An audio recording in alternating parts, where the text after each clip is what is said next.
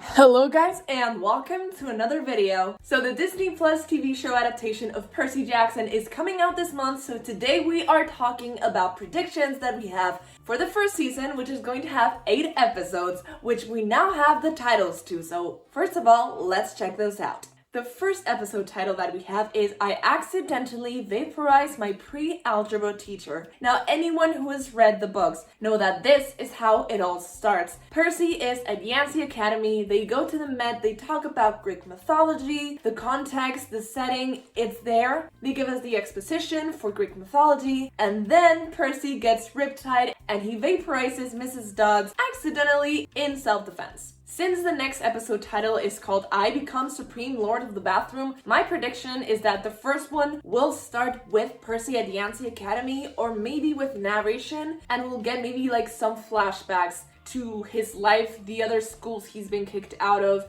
why, and him as a child with Sally. Maybe we'll get like an opening montage, and then we'll get him at Yancey, see a little bit of that, his relationship to Grover and Mr. Brunner. Then we'll get both Grover, Percy, and like all the grade going over to the Met. We'll get the exposition of Greek mythology, Mr. Brunner explaining Half-Bloods, explaining the feud between Zeus, Poseidon, and Hades. We'll watch Mrs. Dodds, aka the Fury, attack Percy, and then everyone gaslighting Percy about what actually happens. So we'll see Percy find out that Mr. Brunner and Grover were actually lying to him, that this did happen. It is not just him going crazy.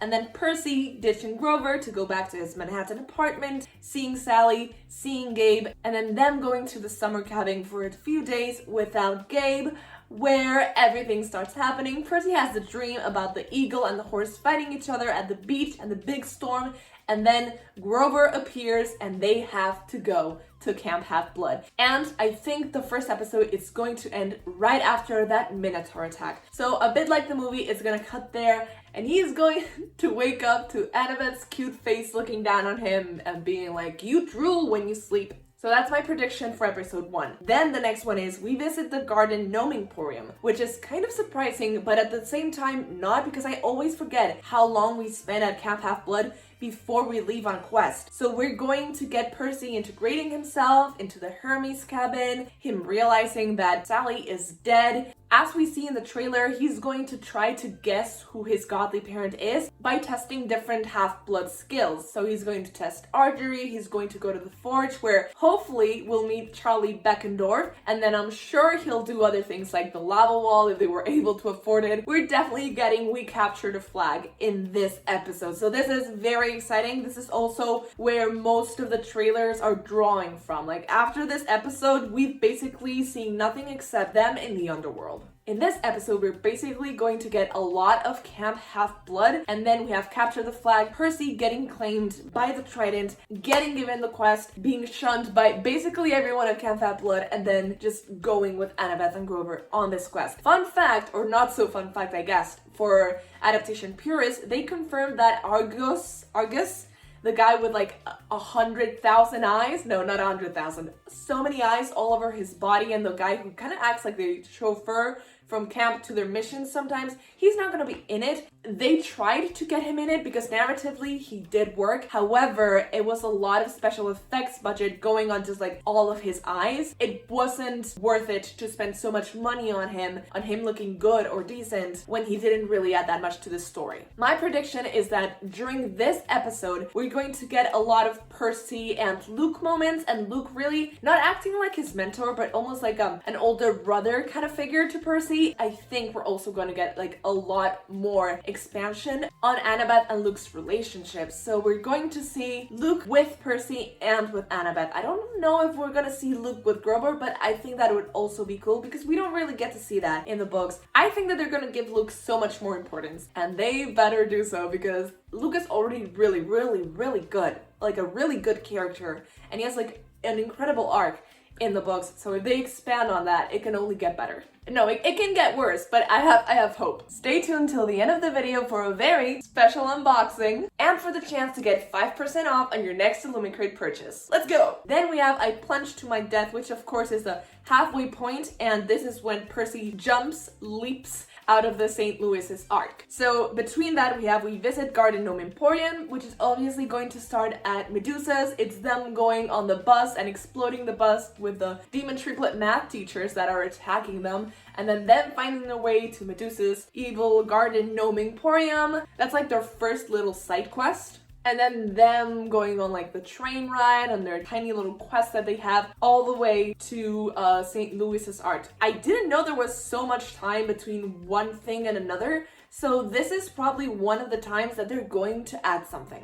Because I'm pretty sure there's not that much story that happens between Medusa and the Echidna. Is that her name? Like Echidna with a chimera? Because the fifth one is a god buys his cheeseburgers. So if my chronology is correct, then the only thing that happens is them riding the train and stopping at the St. Louis arc. Something has to happen there. I'm guessing they're going to expand on Annabeth's backstory the most. Maybe give us a little bit of like hints towards what happened with Talia and why Grover feels so guilty and why he's like overcompensating that much in that mission. But I don't know. Let me know what you think. Why is that one, like Medusa, is going to be so big? After the Minotaur scene is going to be like the most visually appealing one, I guess Capture the Flag, but this one like more CGI heavy. So maybe they're going to give it more importance. Maybe they'll talk more about the Athena-Poseidon feud. That's probably what we're going to get. Very looking forward to that. Then I Plunge to My Death to a god buys his cheeseburgers. In the fourth one, we're obviously going to get Percy jumping to his death and then talking with the Nereid, the sea spirit, her giving him the gift from Poseidon to leave the underworld. And then after that, till a god buys us cheeseburgers. Once again, this has to be a very like action-packed episode because there's really not that much to it. I'm thinking they're going to add a lot more character-focused moments here. Then, of course, we have a god buys us cheeseburgers, which I feel like is the quest that it has the most like substance to it. The start of this episode is going to be Ares at the diner, and the end it's going to be Ares dropping them off at the Lotus Casino and Hotel. So what we're going to get is them at the diner discussing things with Ares, making a plan, like making a bargain, then going to Waterland, where we get one of our best or most intense Perciveth moments. It's so cute, and I think they're gonna definitely expand on that. Since we're not gonna see Aphrodite at all, things are looking kind of different from what we've gotten in the trailers. I'm just very excited for that scene. We're gonna get Grover using the flying shoes for the first time, maybe also get like a little bit of foreshadowing as to where those flying shoes might lead him later on. And then we're gonna go back to the diner, give the scarf thingy to Ares, and then Ares drops the kids off at Las Vegas because that's where he gets off. If you understand that reference, please let me know in the comments down below.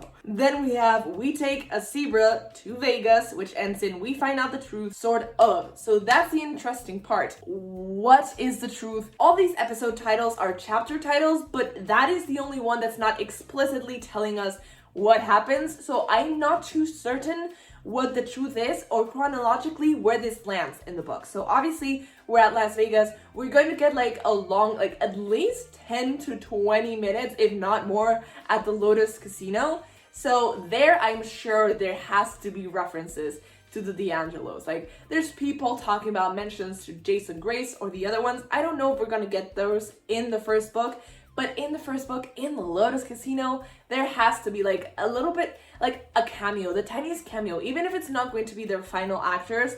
I need to see like two little heads in the background looking like they're out of time and just vaguely Italian. That's all I want. Not even a mention, not even an interaction. But I'm sure everyone's going to be like pausing that episode to try and see if the D'Angelos are there in the background. I feel like this episode also has a lot of substance, so it can be like longer one, and I understand what is going to happen in this one. This one's going to be more plot driven. At the same time, we're going to get a lot of character heavy moments because they take like the weird van with like zoo animals in it, but they're used for like parties, and there's like the sad lion, the zebra, and like something else, I forget what it was. And that's the first time Percy and Annabeth have like a heart-to-heart without both of their defenses like super high. And of course we get the iconic "because you're my friend, seaweed brain, any more stupid questions?" And I can't wait for Leah to deliver that line. We also get a little bit of Grover giving us the backstory to Talia. So that, oh my god, we take a seabird to Vegas is going to be intense. Let's see if they actually have the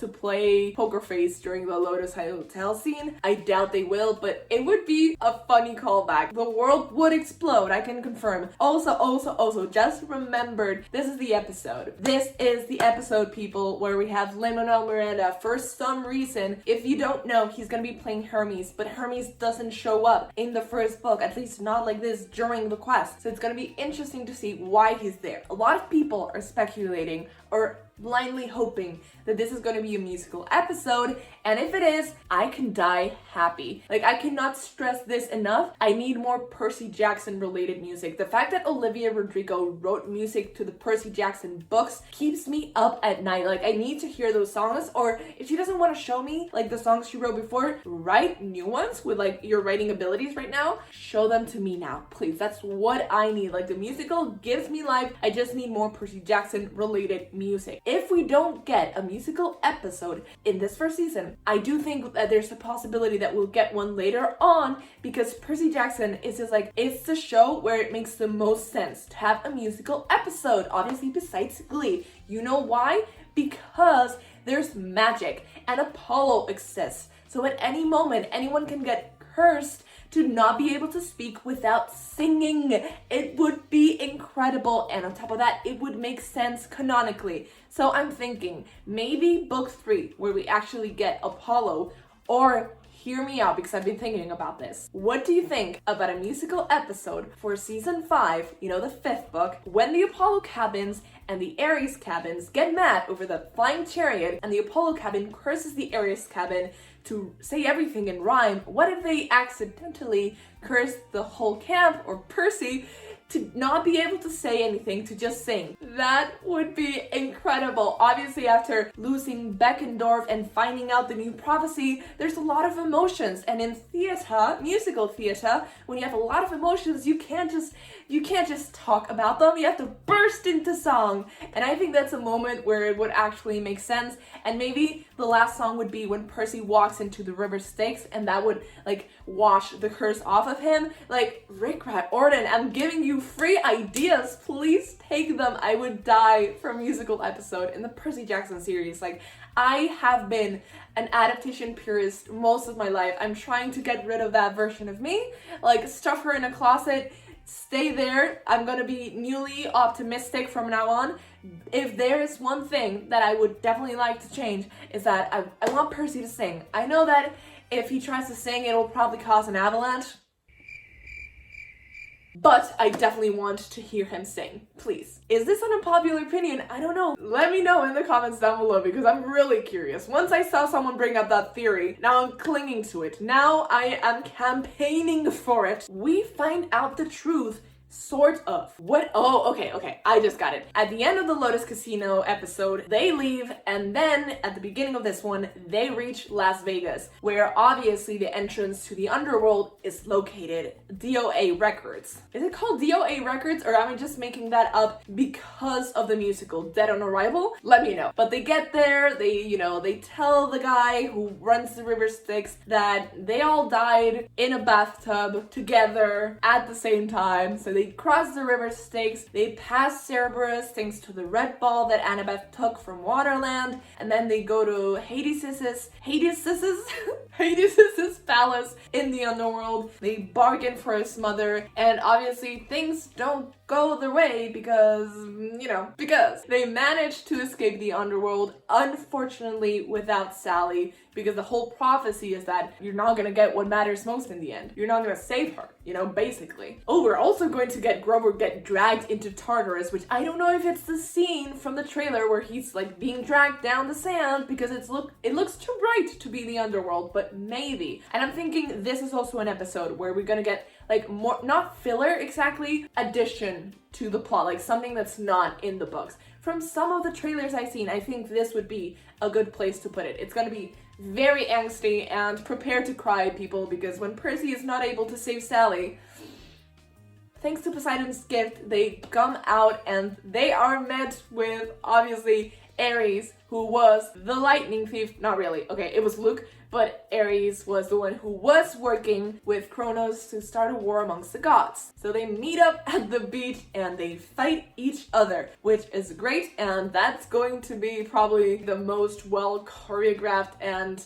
detailed fight because it's the most important one all throughout this movie. No. Flashbacks to war. All throughout this, let's say, TV show / adaptation. And then I have a feeling that this episode might end like before the fight or just after the fight. And then the next one, the prophecy comes true. It's going to see Percy flying back to New York by himself, going to Mount Olympus, well, to the Empire State, and then Mount Olympus, talking to the gods, getting all that sorted. That's not going to be the important part. All that is going to be done within like the first half of the episode. He is then going to go back to Camp Half-Blood and spend the rest of his summer there uneventfully. He thinks everything is over, even though nothing feels over to him. And then we get to the last day of summer, a total banger in the Percy Jackson The Lightning Thief soundtrack. And unfortunately, we all know what happens on the last day of summer. Luke, who's barely spoken to him all summer, he takes him to the forest, and Percy's like, this is a little bit sus, but you know, I trust you. Like, you've done nothing bad to me, and you're Annabeth's like big brother figure, so I trust you. And then, yeah, he shouldn't have. He betrays him and he leaves him for dead with like the scorpion from the underworld's demon. Demon? Venom.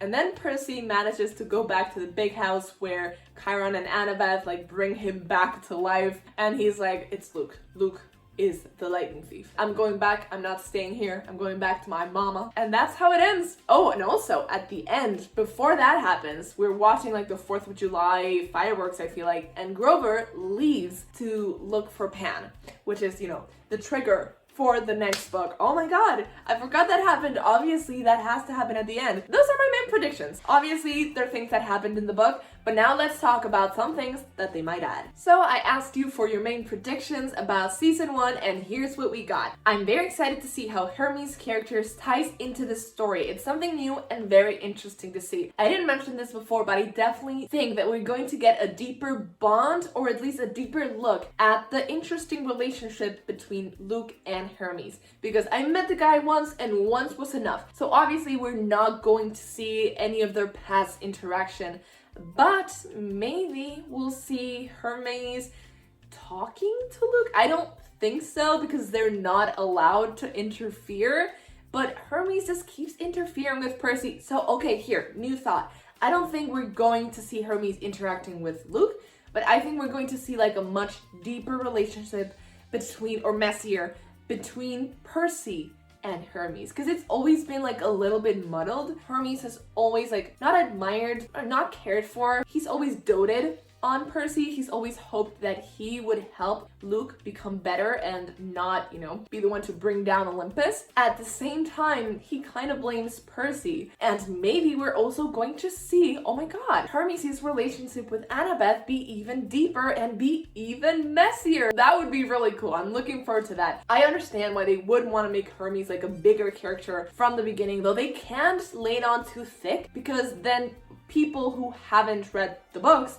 might suspect Luke of playing like a bigger part in all of that from the beginning. So it has to make sense canonically for Hermes to show up. So maybe instead of Poseidon whispering in Percy's ear like in the movie, it'll be Hermes who shows up as a messenger of the gods to be like, dude, aren't you supposed to be doing something? Are you supposed to be delivering something to Olympus? And Percy would just like snap out of it. Maybe Hermes at that point, I don't think he knows that Luke is a lightning thief, but maybe he will know at that point, and he'll like drop hints for Percy. And then later on, you'll be like, oh my god, he was foreshadowing it and we didn't know that. I don't think so, but you know, it's a possibility. I think there is going to be more backstories of Luke, Annabeth, Grover, Clarice, etc. I didn't think of the Clarice thing, because I'm sure we're going to get more Luke and Annabeth individually and especially of them together. I almost said as a couple. Nope.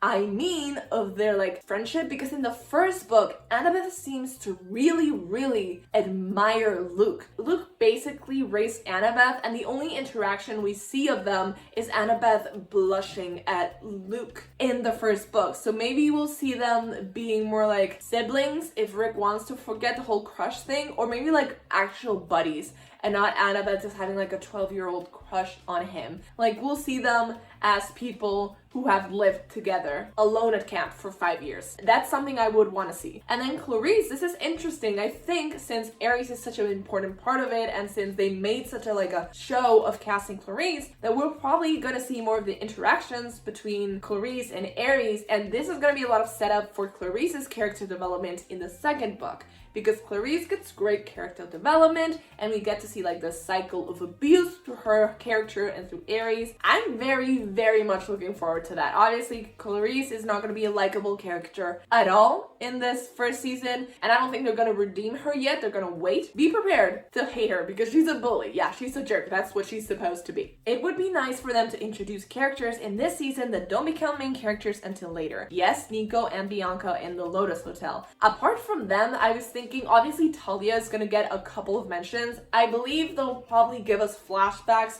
once Grover tells the story about what happened and why she's a pine tree. But thinking about other characters that they could drop in here instead of like in later seasons, obviously Charlie Beckendorf is like served on a platter because Percy goes to the forge. We've seen that in one of the pictures. That would be incredible. We could also get characters like Michael Yu or Lee Fletcher appear now, and then later on what happens to them would be even more tragic. We could see Malcolm, who is Annabeth's brother, maybe Katie Gardner or Selena, and then if we see Selena, but maybe not Selena, because if we see her being friends with Clarice so early on, it'll make Clarice maybe more likable. But at the same time, I really like Selena and Clarice being friends and like being foils for each other. I don't know, I'm hesitant about that one. In terms of Jason, I don't know how he could pop up in there, but it would be oh my god, wait, they go to California and that's where Piper is. It'd be interesting if not maybe a direct reference to Piper, but Piper has a famous dad. Her dad is like a world-renowned actor, so it'd be interesting if when they go to LA, you know, Hollywood, they see like a poster or like a billboard for a movie that has Piper's dad on the front. That would be so cool. I don't think they're gonna do that, but wouldn't that be a great Easter egg that I just came up with? I really hope we hear Percy narrating a bit to feel like the books. I think this is what we're gonna get. At the beginning, I was sure that they wouldn't do that. Sometimes people use narration in shows as like a crutch and it doesn't work, but I feel like with Percy's voice, it's going to work so well. I'm basing this answer off the footage that we got, like the New York Comic-Con. Was that it? Like they played the first 7 minutes of the first episode. I'm so jealous I didn't get to go to that for obvious reasons. I think from what I saw, people say that it was narrated, and the trailers we've gotten so far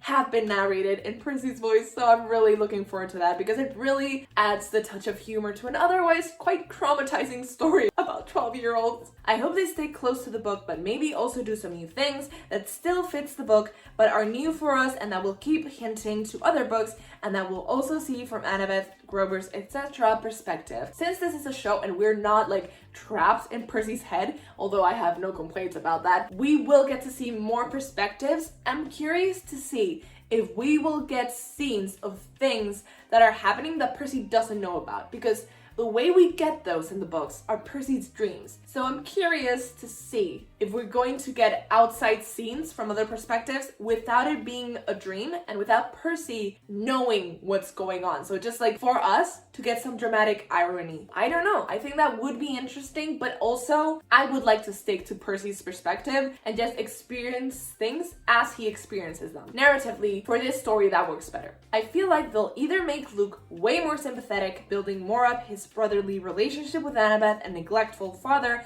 and make a Selin, or they'll go full-on Disney villain and make him the literal worst. Disney's either gonna hit the mark or everything up. So let's brace ourselves, lol. I think there can be a happy middle ground to this. Honestly, I don't think this is gonna be a bad show. If anything, it might leave me like, meh. I don't think it will. I think at the very least, it's going to be decent. From what we've seen and from what Rick has said, I honestly have faith. Watch me watch this video like 2 months from now once we've gotten all the Fs and be like, you didn't know what was coming. I honestly believe it's gonna be like a good product. Since Rick is one of the script writers, I think they're gonna do Luke's character justice. I'm not too worried about it. I honestly think they're just gonna expand on his character, and Luke deserves sympathy. That's what makes his character so impactful. Percy, at the end, realizes that he's kind of right. Like, obviously, the methods are wrong, but the thing that he wants to accomplish for just like demigods to not have to live in fear or in shadow of their parents, it's like the correct thing to do. He just wants the gods to actually take care of the children that they've imposed all those problems on. He had like the right idea and he used all the wrong things to get there. I kind of hope they have Luke and Percy have more moments just for his betrayal to be more impactful. Like I said before, I completely agree. I know this is a really out there theory, but hear me out. I think Percy will be the son of Poseidon. You might be onto something there. I hope they don't change the personalities of the heroes and the gods are portrayed right. I definitely think this is something that they're going to do. Like, the gods are gonna be scary, somewhat serious at times, but at the same time, goofy and out of touch with reality. So I think they're gonna get that part right, and I honestly think with Rick writing that they will have the right personalities, just maybe more in depth and with different sides to them, because obviously something that worked 100 years ago when the books were first written for book format, maybe it doesn't work right now for a script for a TV show. So we'll see. I think all the changes will be either neutral or for the better. Someone just says, I'm excited, and I agree. I honestly would love to explore the side characters. Also, it would make my day if they made Percy bisexual. I definitely think that we're going to get an expansion on the side characters, because that's something that's like, they've always been there, but they've never really been expanded upon. I just literally right now remembered that the Stoll brothers exist, and we haven't gotten casting for them. We better get the Stoll brothers. If we don't get the Stoll brothers simply because people think they resemble the Weasley twins too much, I'm not saying I'm gonna riot, but I'm saying I will be very, very sad about it. Oh my god, why haven't we gotten the casting from the Stoll brothers? I feel like they're so much more important than Nancy, the Yancey bully. Why the hell did we get her and not the Stoll brothers? They better be there. They haven't been in any trailer either. Oh my god. Let me know if you think we're not getting the Stoll brothers or if you think that we are, because that just hit me. I had completely forgotten about their existence until now. Besides Luke, Annabeth, and Grover, they're the most important, and obviously Clarice, they're the most important campers in the first book, because obviously they're children of Hermes.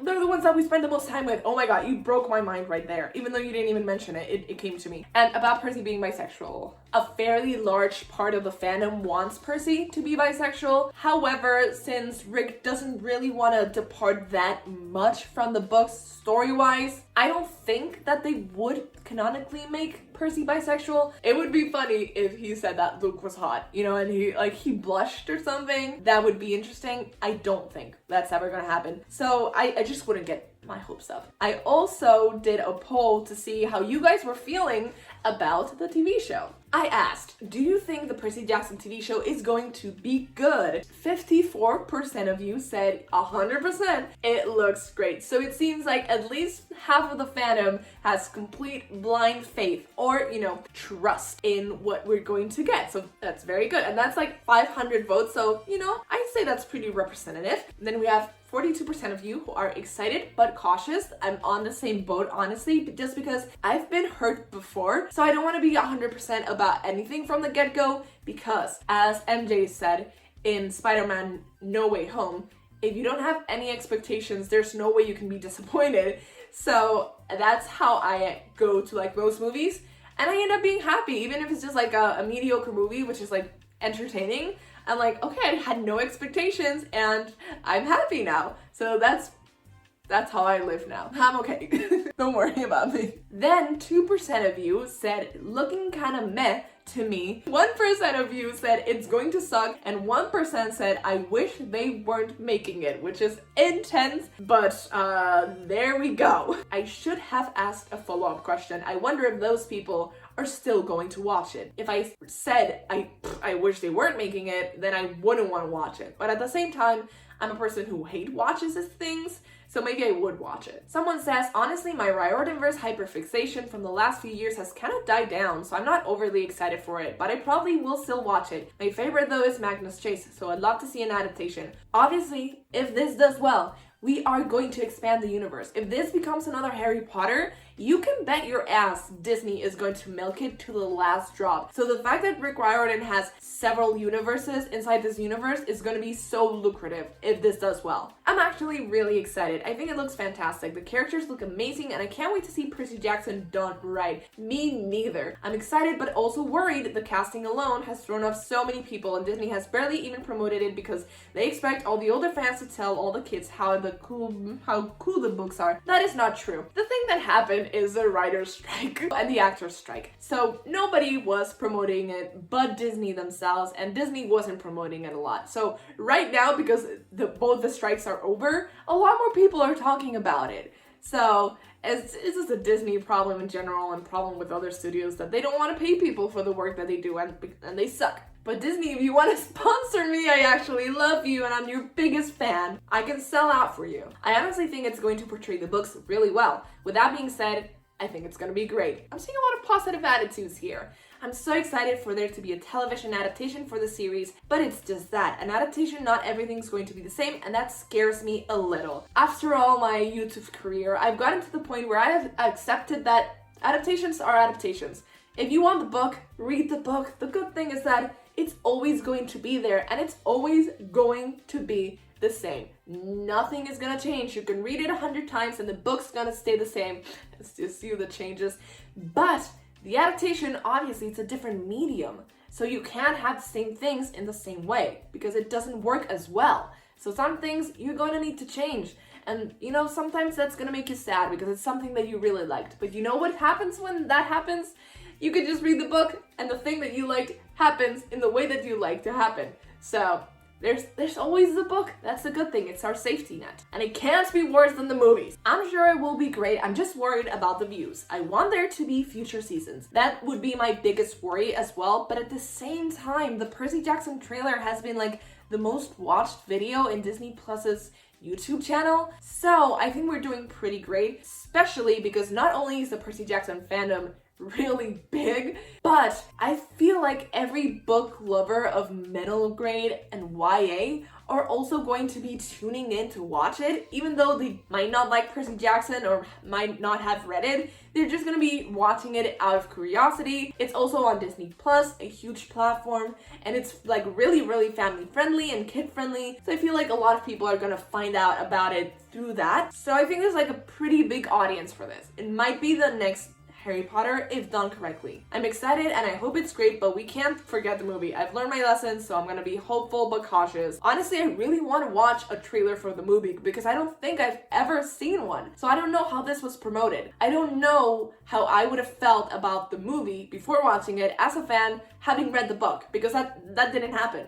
So I wonder if I had read the book when the movie was coming out and watched the trailer, what I would have thought. Overall, at least in my comment section, it looks like people distrust Disney a bit, and I feel like they've earned that reputation, so it's on them. People trust Rick and his judgment, they just don't trust the studio behind it. That's really fair because Disney kind of sucks and they don't have the best track record with adaptations. And yes, I am talking about you, Artemis Fowl. There's an inside joke that my brother and I have, and it's that we watched Artemis Fowl together, and when we watched it, we were like, that's the worst movie we've ever watched. So from that point in time, every time we watch a bad movie together, the question always comes up, would you rather watch this movie again or rewatch Artemis Fowl?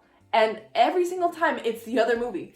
I think I've claimed once that I would rather watch a movie 5 times in a row that I've hated before rewatching Artemis Fowl. So Disney definitely has its hits and misses. If you've made it this far into the video, congratulations! You are going to get a discount code for an Illumicrate box. But before that, let's unbox this. Here is the beautiful and gigantic Illumicrate box for November, and today we're unboxing it, people. Let's go! This is my first time receiving or getting a subscription box, so I am so excited.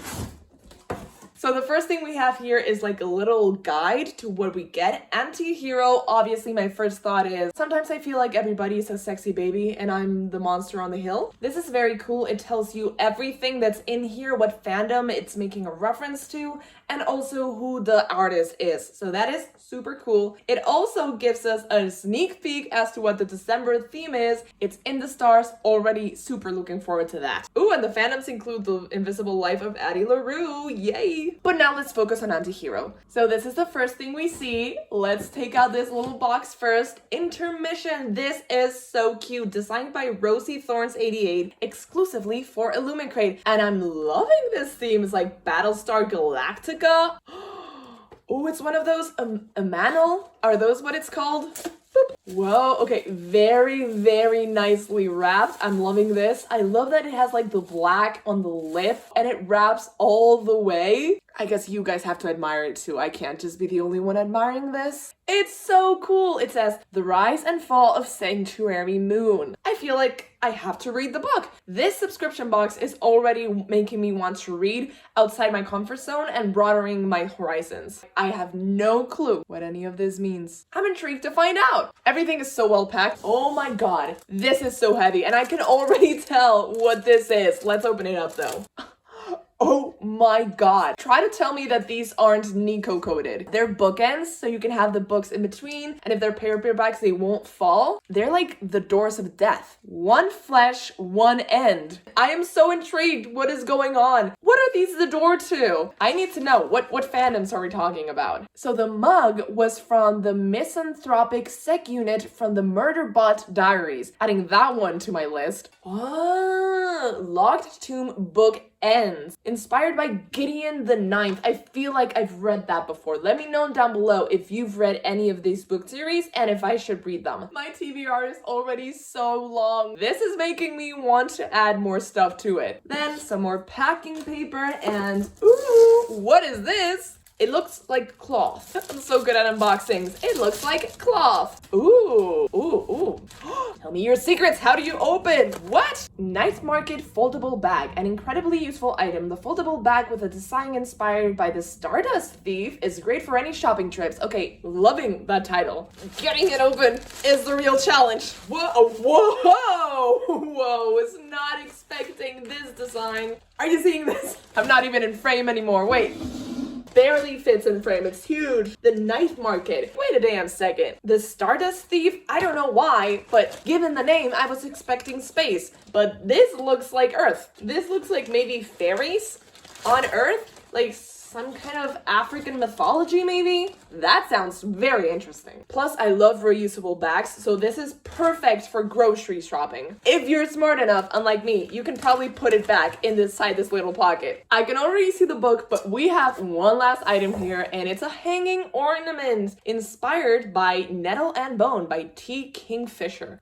Oh, whoa! What is this book about? Look at this! If this is not the coolest ornament you've ever seen, I've been watching Illumicrate unboxings for like my whole booktube career, and they always have like the coolest things and the coolest designs. They always contact like the coolest artists, and this is no exception. I love this. This is going to be one of the coolest bookmarks I've ever had. It's so reflective. Honestly, this too is giving Nico D'Angelo vibes. I'm sorry, he can't be stopped. Bone Dog Ornament. Adorn your shelves or your tree with this delightful ornament featuring the best bone dog from Nettle and Bone. Is this a bone dog like the one in Princess Bride? No. Corpse Bride, right? Finally, we have a huge hardcover. God, oh my god, wait. It's one of those books. It's transparent. Oh, that's so cool. I love that. Oh, wait. Get out of here. So this is what we get, okay? But at the same time, oh my god. It's so beautiful. What is going on? I think like November is a scary box. Everything has to do a little bit with like death and mansions and a gothic design. I love it. It also has like gold specks on there and they're shiny. They're like gold foil. The inside pages. I'm already rooting for them. I don't know what they are. I don't know what their relationship is, but I want to know. But wait, there's more. If you don't already love this aesthetic, it looks like stars. Look at it. Look at it. They're birds with flowers and keys, and it matches the dust jacket, which is transparent. Oh my god. You can't tell me this isn't the coolest book cover and dust jacket that you've ever seen. It's definitely like ranked just below the Illuminate one, because that one is unmatchable. And I love how it creates this sense of dimension. Like closest to the viewer, we have the birds with the keys and the flowers, and then we have the title, and then in the background we have the house, and even further back we have like the moon and the stars. And same thing here. I should be scared. There are stories about Starling House, the kind people only tell at night, half whispered under the hum of the porch light. But in the dream, I don't hesitate. In the dream, I'm home. Oh my god! Let's look at our November haul. Here it is. And the bag is so helpful. I can carry around all my book merch. So obviously, we have this book bag I'm totally going to be using to go grocery shopping or even to just go shopping, because reusable bags are the future, people. Then we have the mug, which is probably maybe my favorite item besides the book. So well crafted, and I just love the design even though I understand nothing. We obviously have the bookends, which are just, they feel so good in my hands, like the weight of them. We have the ornament slash bookmark, which I'm already in love with, and I'm already planning on putting this inside my The Sun and the Star book. And finally, of course, we have the book, which I have fallen in love with at first sight. If this weren't enough, this blows it out of the water. I love a lot of lights. They're so pretty. So be sure to enter the code unclaimed5 on your next Illumicrate purchase to get 5% off your 3 and 6 month box subscription plans. Do yourself a favor and get yourself an Illumicrate subscription box plan. Use my code because 5% off. Details down below. With the show coming up so soon, please let me know down below what your hopes and dreams for this shows are and what you think they might change or they might add. What are your predictions? Please let me know, because I want to talk about it with someone because it's coming out so soon. So I hope you liked this video. If you did, please leave a like down below, subscribe if you haven't already, and click that bell button to get notifications when I post a new video. I post videos just like this every single Friday, and I guess I'll see you guys next time. Bye!